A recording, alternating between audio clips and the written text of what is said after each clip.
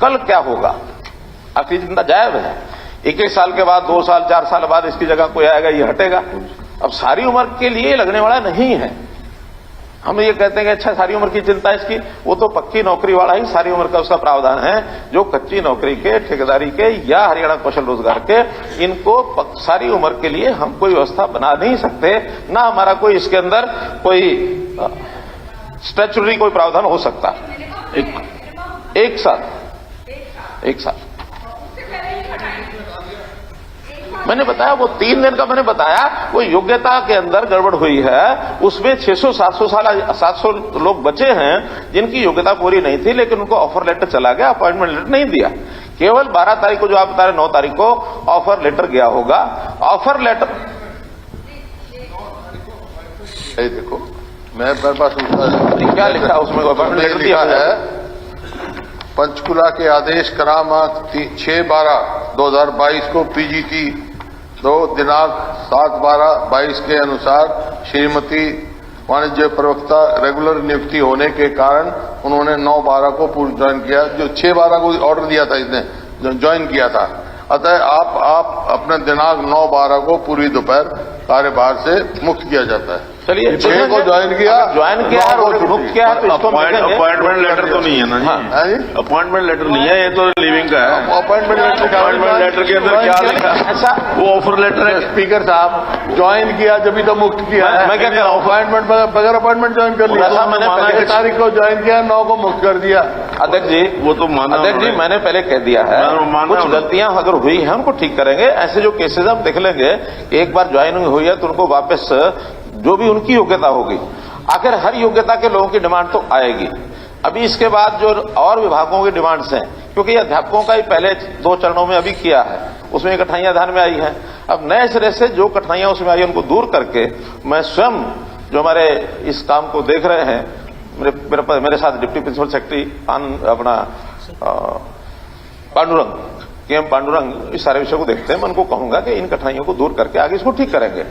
लेकिन मैंने बताया कि ये सारी हमारी बिल्कुल क्लियर कट है, और कहीं भी किसी की तरफदारी करके और कोई पर्ची देके लगता है, ऐसा मैं गारंटी से इसलिए कह सकता हूं कि सारे सिस्टम को समझ करके मैं क्या कर रहा हूं के मामले में FIR दर्ज हुई है। FIR दर्ज हुई है का। हाँ, इसीलिए कानपुर के मेडिकल कॉलेज में।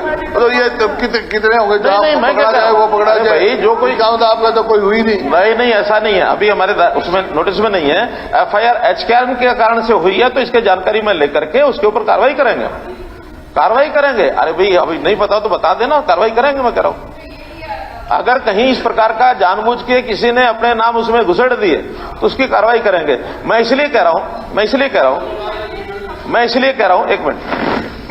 हूं कि अध्यापकों के दोनों बार जो 2074 और 2049, इन लोगों की जब उसके अंदर अवसर इनको जिनको देना था, उसका क्राइटेरिया समझ करके मैंने स्वयं बटन दबाया, और स्वयं बटन दबाने के बाद दोनों बार 10-10 लोगों से मैंने फोन भी किए। एक ने कहा जी नहीं, अभी तो कोई समाचार नहीं। मैंने कहा फोन बंद करो, अपना फोन में देखो उठा के, तुम्हारे पास कोई मैसेज आया है? 5 मिनट बाद फोन आया, हाँ जी मैसेज आया है।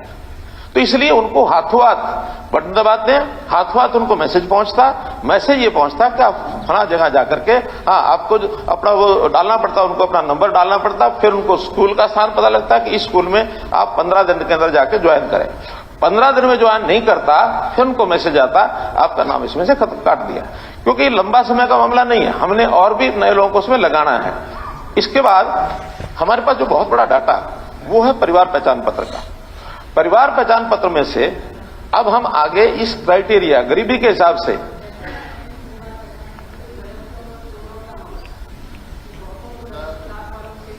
चलिए परिवार पहचान पत्र की बात कर लेंगे, लेकिन अभी जो हमारे पास ऑथेंटिक डाटा है, हम उसी में से ही जो योग्यता के लोग मिलते हैं, पहली प्रायोरिटी है उनको देना।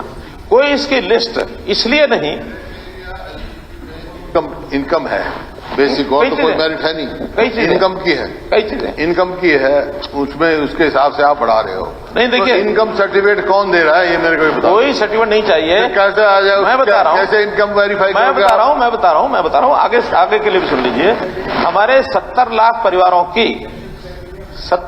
परिवारों की किसके परिवार की क्या इनकम है, हम इसमें कई राउंड के अंदर उसकी वेरिफिकेशन करा चुके हैं। और जहां तक सर्टिफिकेट का विषय है, किसने पहचान की है, किसने इनकम देखिए, पहले तो एक लोकल टीचर लगा रखे थे, पहले उनको तो क्या मालूम है? मैं बता रहा हूँ, या तो इनकम सर्टिफिकेट या तो इनकम का बता रहा हूँ, ऑथेंटिक कहीं भी जाओ हिंदुस्तान में, या तो तहसीलदार इनकम टैक्स देगा या इनकम टैक्स अफसर देगा। इनका मतलब मैं बता रहा हूँ ना, पहचान पत्र की इनकम टैक्स सुन लीजिए, सुन लीजिए हुड्डा साहब, सुन लीजिए, इनकम की बात बता रहा हूँ। कल को रिट होगी, अरे रिट होगी तो मैं संभाल लूंगा, फालतू मिल गई तो बेचारा घर आ जाएगा। मैं क्या कह रहा हूँ, ये हम संभाल लेंगे। परिवार पहचान पत्र के जरिए, हाँ, परिवार पहचान पत्र में जो इनकम है, और आप सबको मैं निवेदन करता हूँ, सभी हाउस को निवेदन करता हूँ कि इनकम को लेकर के कभी भी कोई गलती आए तो एडीसी के पास भेजिए, एडीसी इसको वेरीफाई कराएगा, और एडीसी तहसीलदार से तो ऊपर ही होता है, एडीसी तहसीलदार से ऊपर होता है ना। एडीसी की वेरिफिकेशन के बाद उसकी इनकम दर्ज होती है, कोई अपने आप नहीं कर सकता। नहीं, शुरू कर रहे हैं, शुरू सुन तो लो। हम किसी सर्टिफिकेट पर आईडी और पहचान पत्र जिस तरह बने हैं, जितनी गलतियां हुई हैं, आप सबको मालूम है नहीं, हमारे को मालूम लग जाएगा, कोई उसकी ऑथेंटिसिटी नहीं है।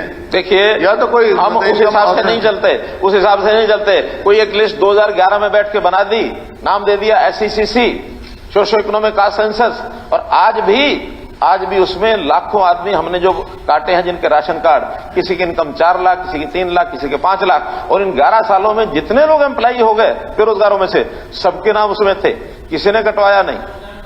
आखिर 9 लाख लोगों को अगर कटा और 12 लाख नए लोगों को बनाया है, इसका मतलब 12 लाख लोगों का अधिकार कौन खा रहे थे? ये जो इनएलिजिबल 9 लाख लोग परिवार हैं, ये उनका अधिकार खा रहे थे। अब आगे ये सारा विषय डायनेमिक रहेगा। पेंशन कट गई 5 लाख, तो पेंशन क्यों बनवाई? सवाल तो ये है, जब आपने 2 लाख रुपया सेल्फ डिक्लेरेशन पे होनी चाहिए, 2 लाख रुपए की ये आपने बनाई थी, उसके अंदर पहचान के भी परिवार, पति पत्नी की इनकम, बुजुर्ग की 2 लाख से ज्यादा नहीं होनी चाहिए, हमने नहीं बनाया। उसके बाद भी आपके समय भी हम भी उसको शुरू में चेक नहीं कर पाए, 4 लाख, 3 लाख, 5 लाख सब परिवार। जितने साल मैं रहा उतने साल आपको हो गए, अब मेरी बात कह रहे हो। नहीं, वो तो 8 साल क्या करते रहे आप? अपनी भी कह रहा हूँ, क्या करते रहे? मैं आपकी भी कह रहा हूँ, अपनी भी कह रहा हूँ, लेकिन अब गलत काम कोई बर्दाश्त नहीं करेंगे। बहस की बात नहीं है, गलत बात कोई बर्दाश्त नहीं करेंगे। तजर्बे से सीखना चाहिए कुछ। मेरे तजर्बे सीखो। गेस्ट टीचर भर्ती किए थे, इस तरह जिस तरह आपने एक दोष लिया, आज तक उनके बेचारे को लेकर नहीं हुई, उनको कितनी मुसीबतों का सामना करना पड़ता था। ऐसा काम क्यों कर रहे हो आप? ये कुछ नहीं है। ये हुड्डा साहब आप या तो मैं क्या कह रहा हूँ, नहीं, या तो एक छोटी बात सुन लो, एक छोटी बात सुन लो। आईना उठाया ना करो, आईना उठाओ तो पहले खुद देखा करो, वही मैं कह रहा हूँ, दिखाया करो, वही मैं कह रहा हूँ, आईना खुद तो देखो। वही मैं कह रहा हूँ, आईना तो आपने उठाया, दूसरों आईना तो, और मैं उठा दूंगा आपका आईना, तो छोड़ो इस बात की। मैं लेकिन मैं आईना उठा के देखो, आपसे नहीं हूँ, मैं हरियाणा के युवाओं के भविष्य से हूँ, जिसके साथ खिलवाड़ हो रही है। हम युवाओं को ये कौशल, युवाओं को नौकरी देना, देना, ये हमारा काम के साथ खिलवाड़ है, खिलवाड़ है, ये आपकी तरह नहीं है। नहीं, मैं बता रहा हूँ आपको, आपकी तरह नहीं है। अच्छा काम करो तो मेरे करके CMI के साथ फोटो छुपाते रहते हैं और उनको कहते हैं 36%, 40%। आमने सामने नहीं है, एक बार आप बोल लीजिए। आप एक बार अगर आपने मेरे को नहीं, आप वो मेरा नाम लेके कह रहे हैं और मैं खड़ा बैठा सुनता रहूं। अगर नहीं, वो मेरा नाम लेकर मैं बैठा सुनता रहूं। नहीं, सुनने की बात नहीं है, आप बोलिए, मैं मना नहीं कर रहा, लेकिन आमने सामने वैसे बहस करना ठीक नहीं है। आप बोलिए, मैं कहूंगा कि मुख्यमंत्री जी से भी निवेदन करूंगा, पर जब मुख्यमंत्री जी जब मुख्यमंत्री जी बोल रहे हैं तो फिर मेरा निवेदन है।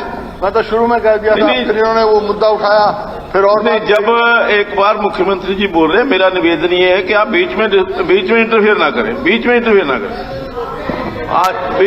ना करें।